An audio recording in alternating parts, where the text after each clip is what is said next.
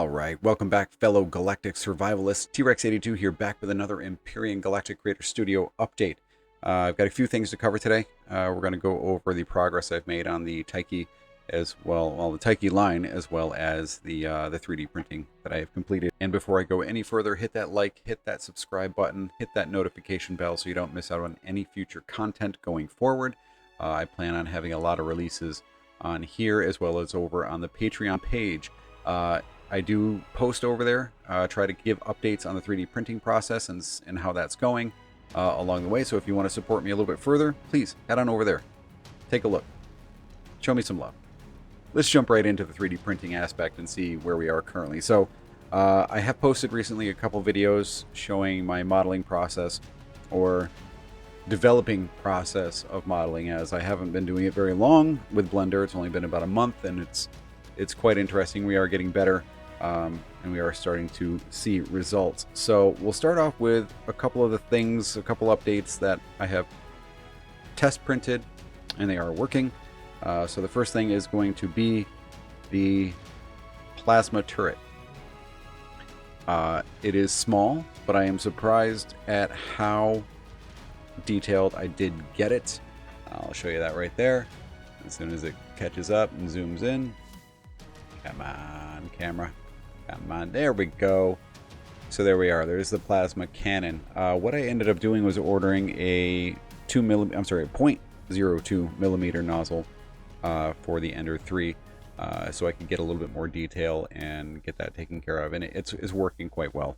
I'm able to print smaller than I was expecting, which is really good.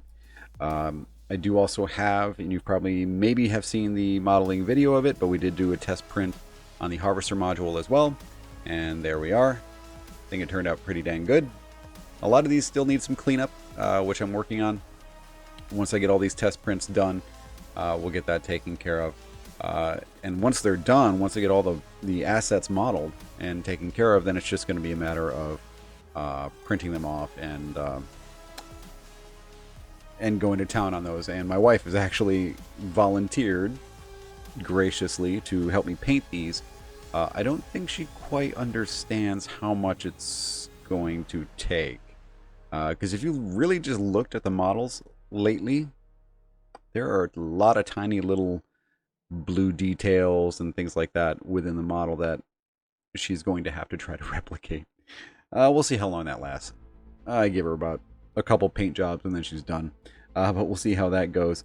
And here is the 1x3x1 thruster. I also did post a video on that as well. And come on, camera. Let's go. There we go. So it does need some cleanup. Some cleanup work. A little bit more to get it where it needs to be. But not too bad. Once it's painted up, I think it'll look pretty good. So that's where we are currently with the 3D printing process. Next on my agenda for that is to model the hover engines, get those taken care of. They should be pretty straightforward, and then it's going to be a lot of modeling the greebles. After that, I'm pretty much there. The only other thing that I'm going to have to model is the what are they called? Like the square vent covers that a lot of people use on their models, the grates kind of a thing. It shouldn't be too bad.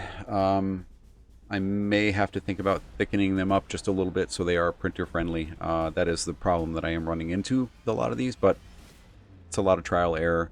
For every single one of these that came out well, I have about 4 or 5 others that were previous to that that did not turn out so great. But I would reset, adjust, reprint, and finally get to a point where it looks pretty dang good. All right, enough of that.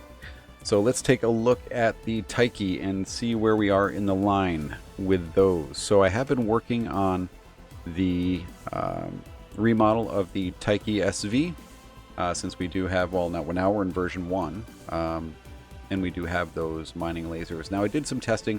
It doesn't work very well on the SV Tyche because it's just so big.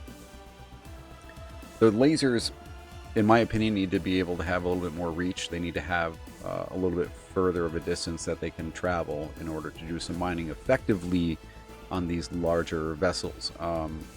So take it or leave it. You might want to just remove them altogether, and which is fine, because I have reached out to Jay Randall, and I'm sure a lot of you have seen his videos where he has been working on a miner for me, because I am absolutely terrible at it. I'm not very good.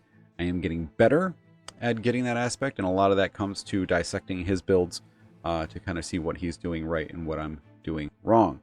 So we'll start there, and my idea is I want to round out a lot of the Tyche line, because a lot of it is either it's a lot of large vessels, it's a lot of big cumbersome things, and as I build more and more, I tend to find myself getting larger and larger, trying to pack in as much detail as possible. But that's not always good, so we're going to try to step back a little bit here and kind of get back to going a little bit smaller after this, obviously. So here we are. We have the almost completed SV. This is the remodel. I've gone ahead and started doing a lot of texturing in here to make this look as good as possible and kind of run in that Tyche line. I have thrown in some grates in the floor. Those are what I was talking about before, that I need to figure out how to model effectively with a 3D printer. But it's coming along. So each one of these containers is still 32,000 SU each.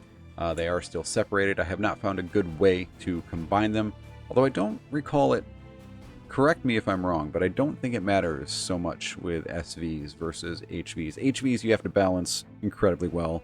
SVs, I've never really run into a problem with those. But either way, so this is the platform that Jay Randall's mining HV for the Tyche line, which looks exceptional, by the way, is going to be living. It'll be living on this platform.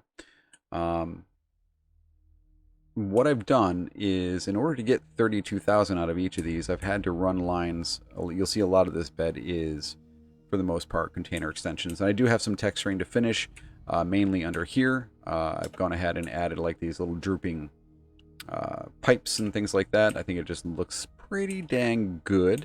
I've kept all the thrusters for the most part for lift. Lift has not changed at all. Notable mentions that have changed. Obviously, this whole bed has changed. We have added in the larger stopping thrust. This vessel had a lot of issues with that in the past, so I've kind of widened this a little bit, tucked it back, and made it so it works a little bit better. I probably could remove the two little ones there and swap in some more weapons, but I figure I don't really need to do that. I do have the Gatlings on the side, and seeing as this is not a vessel that is going to be seeing combat, per se,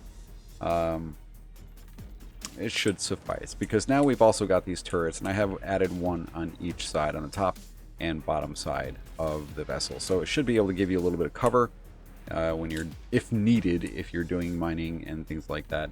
It should give you a little bit of space to work. So going inside, we have changed a little bit. Nothing here on this floor. Everything is still the same. I do want to work with LCDs a little bit to try to get that done. And my plan is to get this out by Sunday. So we'll see how that goes. Notable changes. Oh yeah, so over here I have thrown in a cockpit, a secondary cockpit. This would be used if you're working with, excuse me, another player. You can have them man the turrets, that kind of thing, and take the full control of the vessel while you're doing whatever you need to do.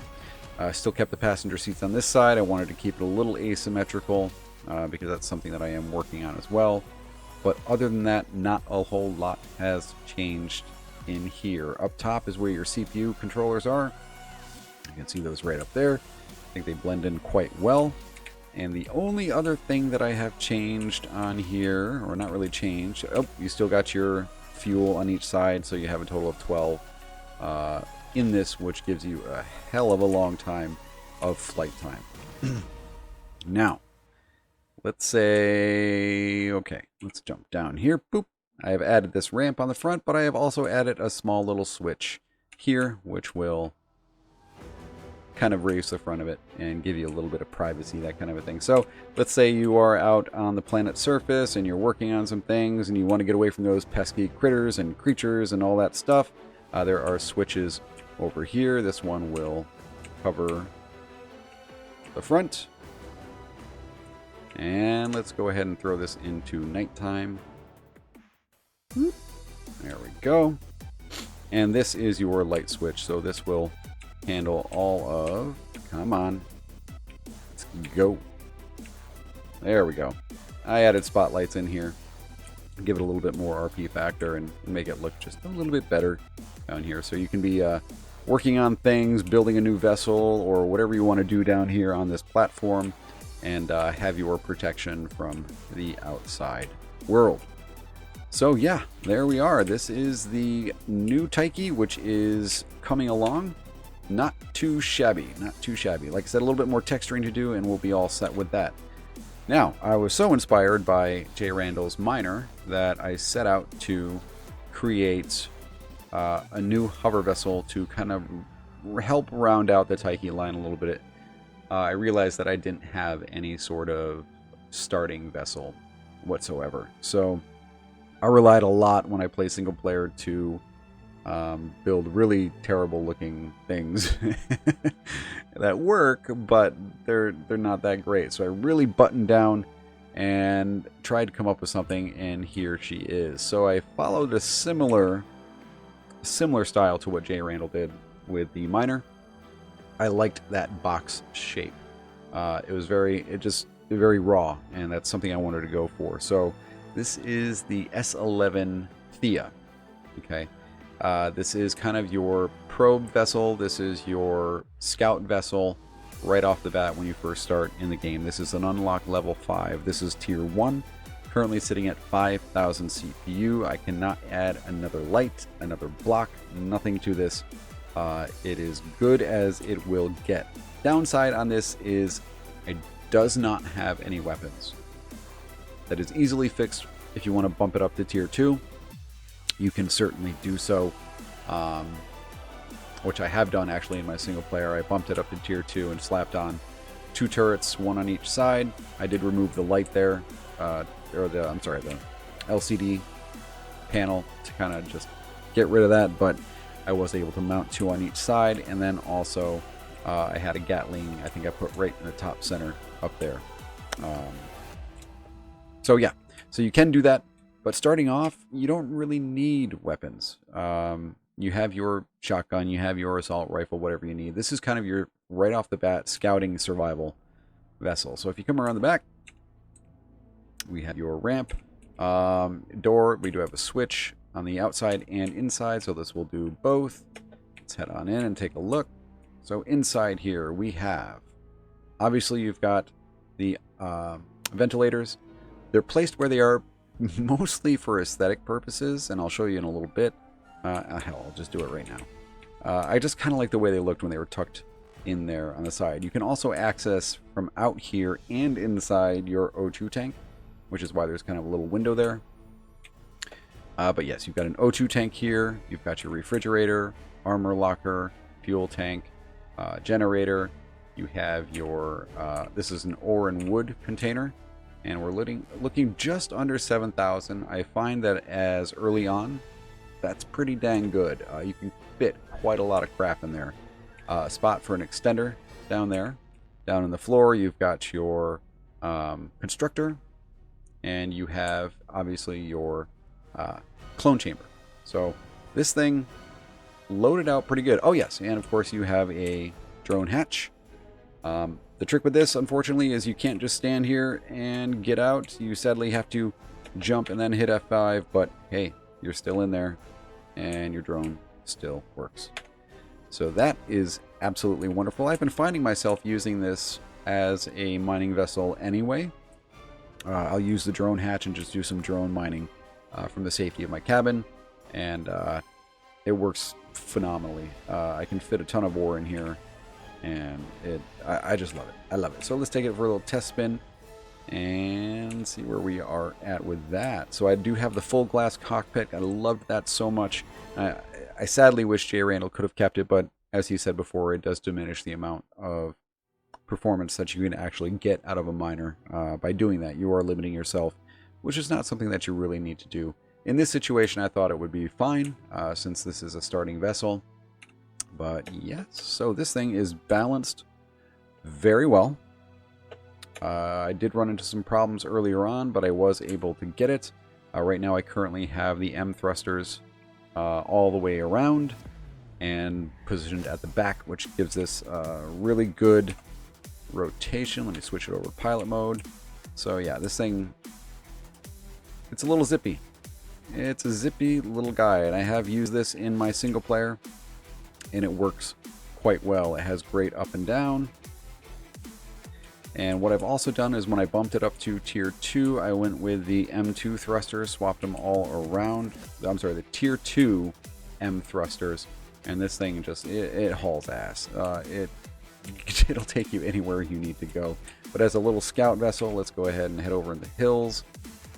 And I'll show you exactly what that's like. It's a little hard to do pilot mode without having my little reticle over there.